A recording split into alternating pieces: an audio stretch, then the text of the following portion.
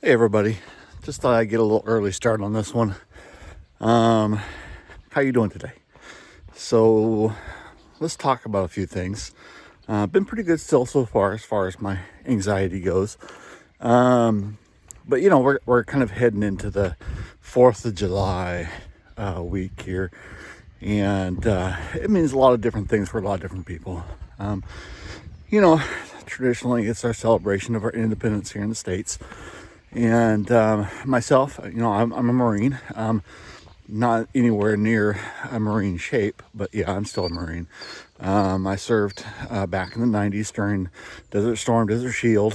Um, you know, this always kind of brings up memories for me just because this was kind of my decision day for going in and also my release day on the 3rd of July for when I left. I served for just over a year. I had some medical issues that kind of prevented me from going any further in. My duty station, if I had completed it, would have been Presidential Guard over at Camp David. And, it's an honor for just having to serve what I did serve. A lot of people ask me, why'd you even go in the Marines? Because when I was a kid, I was 150 pounds. And then I was also, a nerd, basically. I did sports and stuff like that. I was on football. We were in a small town, though, so, it was pretty easy to be a starting lineman on a football team at 150 pounds.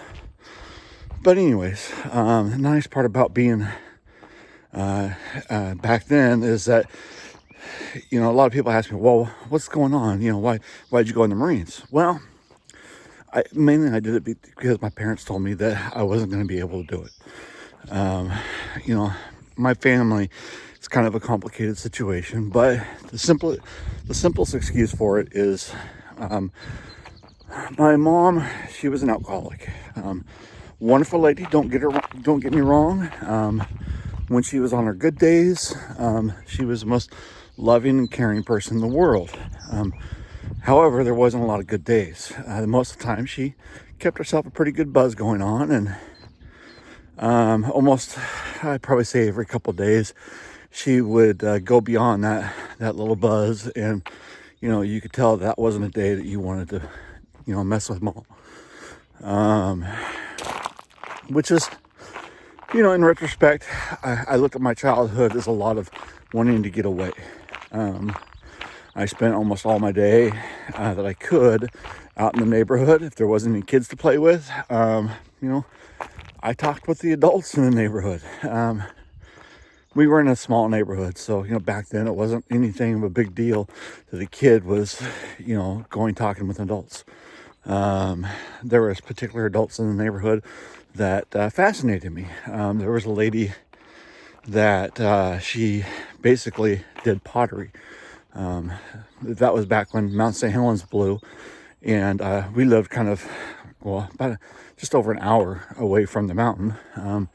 So it was very easy for us to get the ash from the mountain. And she actually, what she did is she incorporated the ash into her figurines and dolls and things like that, and then sold them. So it was always really interesting for me to see how she did it. The process of firing everything, and when she finished them off, how she painted them and things like that. So I spent a lot of time over there, plus she was a very nice lady. In some respects I feel guilty about it, but I kind of wish that she was my mom. But that's just the way that life turns out sometimes. So growing up, by the time I turned age 16, I actually moved out of my house. I told my mom one day, look, you gotta stop drinking or I'm gonna leave. And she said, well, don't let the door hit you on the way out. There was other words put in there, but I'm gonna try to keep this a little cleaner. So I did. I left. Lived in my car for about 2 months. I lived on friends' couches for a couple more months. And then finally, my mom and dad got together. And my dad, great guy. He was a logger, though. He worked 6 days a week. He was gone from sun up to sundown. And, nothing against him on that. It's just he basically didn't want to have to believe that there was a problem, even though he did know there was. But anyways, so they eventually got together and said, look, he ain't coming back unless you stop drinking. She said, oh, I'm not going to stop drinking. So they got together with some friends of theirs. Their friends said, hey, yeah, we'll go ahead and take him in for a while and, go from there. So they did. Great people. They had a son my age, and for quite a few months we lived out in the garage out at their house, because that was kind of the young kids pad there. So we all took a corner of the garage, and that's where we lived. And then 6 months after that, they kind of went, hey, you really need to go back to your parents. And I told them I wasn't going back. And so then my parents found another couple that allowed me to stay at their place. They actually had an extra room. And again, another son that was my age. So, we had a great time. But the problem was, I wanted a challenge. And I wanted to know that I could do something. And the Marines were it. And so I told my parents, hey, look, I'm going to go in the Marines. I said, no, you're not going to do the Marines. I said, yeah, I am. I'm going to go in the Marines. And then they said, well, we can't stop you, but we don't think you're going to do it. I said, okay. So about 6 months before I went in, I had a medical exam like you're supposed to. And they found out that I had put it gently, a large testicle. So that in itself said, no, you can't go in because of that. And so, of course, my parents were like, well, I told you, you weren't going to go in. And I said, well, no, I am. I'm going to have surgery. And they're like, oh, no, you can't do that. I said, yeah, I'm going to. Hello. And so then from there, I said, okay, well, then I'll do that. I'll have surgery. And that was kind of when my dad realized that, hey, look, if he's willing to have surgery on his downstairs there, that he must be serious about wanting to go in.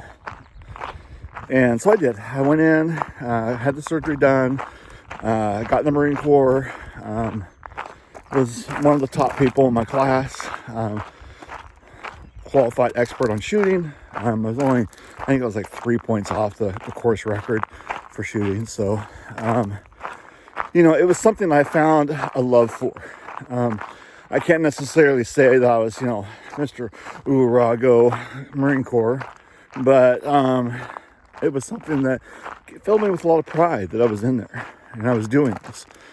When they did their testing, the way it works as far as specialty classes, like Presidential Guard, communications, like doing, back then, it was just early days of computer encryption.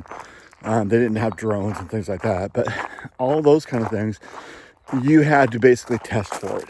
So they kept you awake 72 hours in a dark room, doing all sorts of different tests. And then when we were done with the test, about a week later, they called you in this room and said, hey, look, here's the results of all your tests. And for me, they said, hey, you can do just about anything you want to. I scored high in linguistics. I scored high in computer science. I scored high in basically critical process thinking. So they said, hey, look, you can do just about anything you want to. Personally, the one that's kind of the most desired is the Presidential Guard. And I said, yeah, I'll do that. And they said, are you sure? Because, this is one of those that you go in, you have to complete your training. If you miss a day of training, then you're out of Presidential Guard. They only select 2 people per class to do it. So, it was definitely an honor, knowing that I was only a select few of the few that get to go in. So I said, yeah, that's what I want to do. Got into training, went through my school of infantry. Unfortunately, I had broke my foot when I was in the school of infantry training, and so I was in a cast for 3 months. And right then, that was basically when Desert Shield and Desert Storm were winding down. They said, look, we're not going to need as many people in the Marine Corps as we thought we were going to need. And this is your opportunity to go, basically. Otherwise, because you are a President Guard, you missed your training, so we're going to have to kick you out of that training program, and you're essentially a grunt now, and so you will be infantry.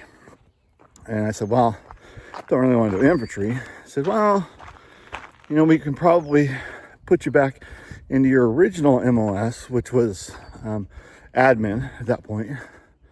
I said, well, yeah, why don't we look at that? And they looked at it and they said, well, no, we're not going to be able to do that either because we got too many people in there. So I said, okay, fine. I'll just go ahead and take my exit at that point. And they said, well, just so you know, the only way we're going to be able to do this is if we do this by a medical, and for your type of medical, there's not going to be any benefits out of it. And I was like, well, I don't want that, but I really don't want to be a grunt either, because who knew what kind of conflict was going to arise, in the next 2 years. And as well as I can do shooting, I don't know if I could really shoot another person. And they said, well, okay, so fine. They gave me my out. And ever since then, when this time comes around, it's hard because, like I say, this is July 3rd was the day that was my final day. And I get a lot of sadness, get a lot of pride, get a lot of anger that I couldn't do anything more. So, it's hard. And I know there's lots of other veterans out there that are probably struggling this time of year because it gives them a lot of memories. And for some of them, not good memories. So if you see people out there that are struggling right now, keep in mind, they got things going on. Maybe cut them a little slack. Maybe try to, talk to them, figure out what's going on. And hopefully you might be able to see something to help them out. But you guys, hopefully you'll have a great day. And I'll talk to you next time. Bye.